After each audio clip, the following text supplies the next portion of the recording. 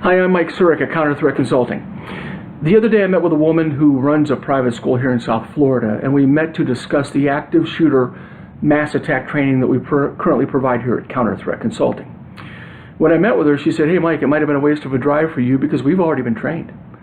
And I asked who trained them, and she said, well, we got training from local law enforcement. That is, the local police department had come into the school and provided training to her and her staff on what to expect in the event that the police arrive and enter on an active shooter or mass attack event.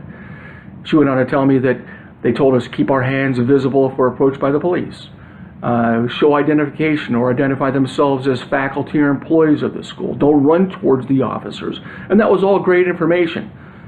So I asked her, well, what did they tell you about the available courses of action, or did they give you advice on what to do until they arrive and make entry?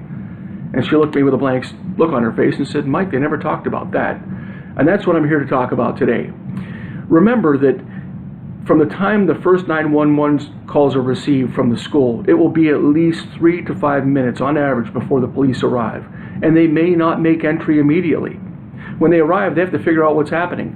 It could be 10 minutes before they enter, or it could be 3 hours like it was in the Orlando Pulse nightclub shooting last summer in Orlando, Florida. So my point is, what kind of a plan do you already have in place? You can't depend on the police to be there all the time. So how do you survive that ongoing attack inside the school until they come to rescue you? Let's talk about policies and procedures right now. If you currently have a policy or procedure that includes the word hide, get rid of it. It's outdated. We have to evolve. If you have a lockdown only policy, get rid of it. It's outdated. It's not going to save you. You can't stand in a locked room in the corner and huddle anymore. What about barricading, secondary barricades, establishing communication with emergency operators, treating people who are injured or wounded, calming those who can't calm themselves, considering door or window escapes? These are all things that we have to talk about if we're going to survive these attacks. Our 48-minute training video is only $19.95. If you're a school professional involved with a school, we'll provide our training to your school for only $1 per student. That's right, only $1 per student. Our goal is to get the training out to as many people as possible. Go to our website, CounterThreatConsulting.com. Learn about SIP code and BFF.